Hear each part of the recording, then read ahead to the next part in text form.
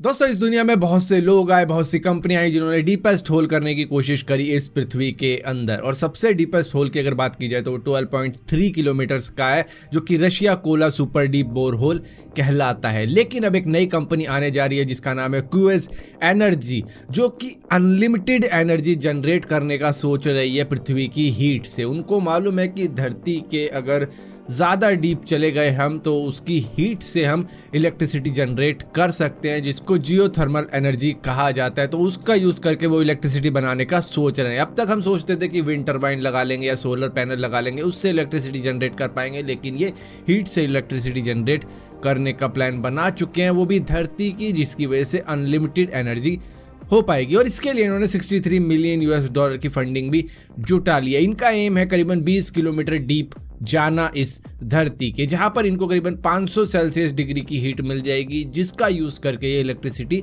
बना पाएंगे। अब ये बना पाएंगे या नहीं कर पाएंगे, और इतना डीप जा पाएंगे या नहीं जा पाएंगे, क्योंकि ये वर्ल्ड रिकॉर्ड होने वाला है। तो देखते हैं क्या करते हैं। और दोस्तों, यहीं पर सुनने में आ रहा है कि रशिया ने फेसबुक, ट्विटर, इंस्टाग्राम और व्हाट्सएप को बैन कर दिया अपनी कंट्री से हेट स्पीच पॉलिसी को लेकर, क्योंकि उनके बारे में मतलब ये जो भी वॉर चल रही है उसके बारे में काफ़ी ज़्यादा गलत सलत कमेंट्स बाहर की कंट्रीज से और अंदरूनी चीज़ें भी चल रही है, तो उसकी वजह से ये सब किया गया है। लेकिन यहाँ पर शेरिल सैंडबर्ग, जो कि मेटा की COO है, उन्होंने एक बात कही है कि सोशल मीडिया डिक्टेटर्स के लिए बहुत ज़्यादा गलत चीज़ है। तो ऐसी कंट्रीज जहाँ पर डिक्टेटर्स राज करते हैं वो तो तुरंत ही इनको बैन कर देते हैं, क्योंकि वो नहीं चाहते कि उनकी बुराई हो, उनके बारे में गलत सलत कहा जाए और उनकी जनता को ऐसा मालूम चले।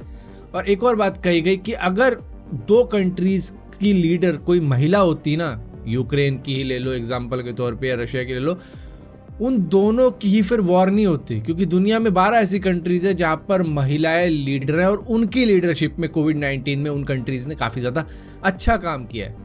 और यहीं पर क्योंकि फेसबुक, ट्विटर, इंस्टाग्राम और व्हाट्सएप बैन हो चुके हैं रशिया के अंदर, तो ट्विटर ने तो एक रास्ता निकाल लिया है। उन्होंने एक टोर ट्विटर निकाला है। वो टोर ट्विटर का काम क्या है कि कई सारे VPN से जुड़ा होगा, तो मतलब पता नहीं लग पाएगा कि किस रास्ते, किस जगह से रशियन एक्सेस कर गया ट्विटर को। तो वो VPN की ही तरह होता है, लेकिन कई सारे VPN उसके साथ में जुड़े होते हैं। तो ट्विटर ने वो लॉन्च कर दिया है रशिया के अंदर, तो वहाँ के यूज़र इसको यूज़ कर सकते हैं। लेकिन हाँ, किल स्विच की बात हमने कल करी थी, मे बी वो अब आने वाला एक अगला स्टेप होगा रशिया का। वो किल स्विच ही एक्टिवेट कर देगा, जिससे कि रशिया सारी दुनिया से ही कट ऑफ हो जाएगा। दोस्तों, आपको मालूम है एनवीडिया कई कंट्रीज के अंदर अपने हाई एंड ग्राफिक कार्ड्स को रेंट पर देता है क्लाउड के जरिए, मतलब ऑनलाइन ही रेंट पर दे देते हैं। जैसे कि कई सारी क्लाउड सर्विस होती है गेमिंग के लिए, वहीं पर ये अपनी पावर भी देते हैं लोगों को, जिससे कि वो ब्राउजर के सहारे उस पावर का एक्सेस कर सकते हैं, लेकिन उनका इंटरनेट फास्ट होना चाहिए।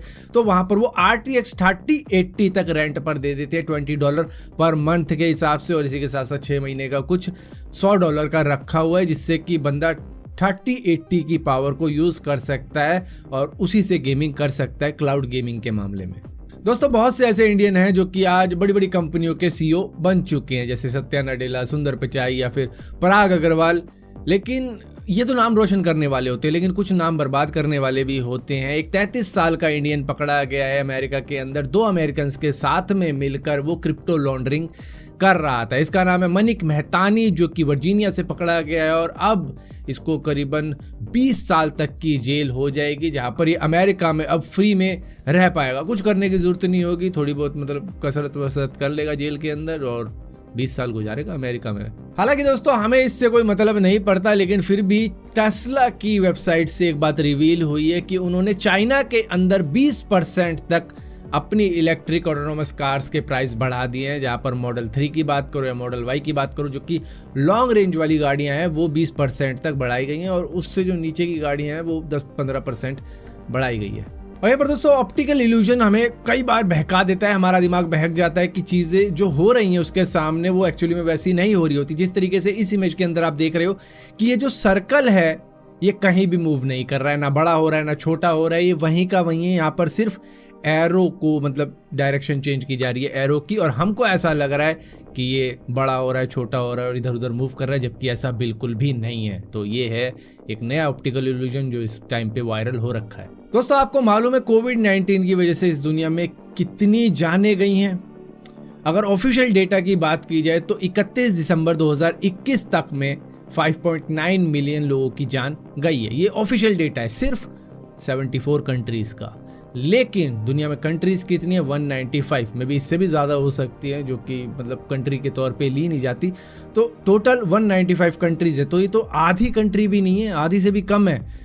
और इसी को मिलाकर एक स्टडी में ये बताया गया है कि ये जो डेटा दिखाया जा रहा है ये एक्चुअली में सही नहीं है, करेक्ट नहीं है, क्योंकि कई सारी डेथ को क्लेम किया ही नहीं गया है कि ये कोविड-19 से हुई है। तो 1.8 मिलियन लोगों की जानें एक्चुअली में कोविड-19 की वजह से गई हैं अगर देखा जाए तो, क्योंकि जितना बताया जा रहा है उससे 3 गुना जानें गई होंगी, और ये फैक्ट है। दोस्तों, नासा की वार्निंग के बावजूद भी स्पेस एक्स ने 48 स्टारलिंक सैटेलाइट दोबारा से पृथ्वी के लोअर ऑर्बिट में भेज दी है। तो यहाँ पर कितनी ही वार्निंग दिए जाए नासा, लेकिन वो अब ऐसा काम कर रहा है, क्योंकि देखो उनको तो अपनी करीबन 30,000 या 42,000 सैटेलाइट भेजनी है सारी दुनिया में इंटरनेट फैलाने के लिए। लेकिन नासा ने इसको लेकर 15 पन्नों का एक लेटर भेजा है फेडरल कम्युनिकेशन कमीशन को कि भैया हम स्पेस एक्स की इन स्टारलिंक सैटेलाइट के अगेंस्ट है, क्योंकि ये काफ़ी ज़्यादा भीड़ कर देंगी स्पेस में।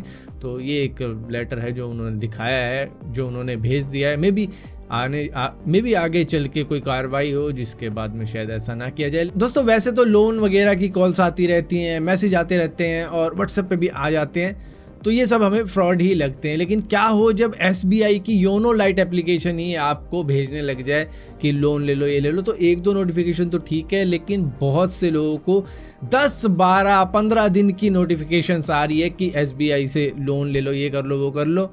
तो जिसको ज़रूरत है वो तो लेगा ही, लेकिन नोटिफिकेशन से परेशान हो गए हैं लोग, जिसको उन्होंने ट्विटर के ऊपर लेके गए कि भैया क्या है ये। तो इसके बाद में SBI ने कहा हम इसको फिक्स करेंगे। सो फिलहाल के लिए दोस्तों इस वीडियो के अंदर इतनी अपडेट्स थी। अगर ये वीडियो आपको पसंद आती है तो इस वीडियो को लाइक जरूर करना, शेयर जरूर करना, और इसी तरीके की और भी वीडियो देखने के लिए इस चैनल को सब्सक्राइब जरूर करना। और सब्सक्राइब किया तो बेल का आइकॉन जरूर दबाना, वरना आपको मालूम नहीं चलेगा मैंने को वीडियो डाली भी है।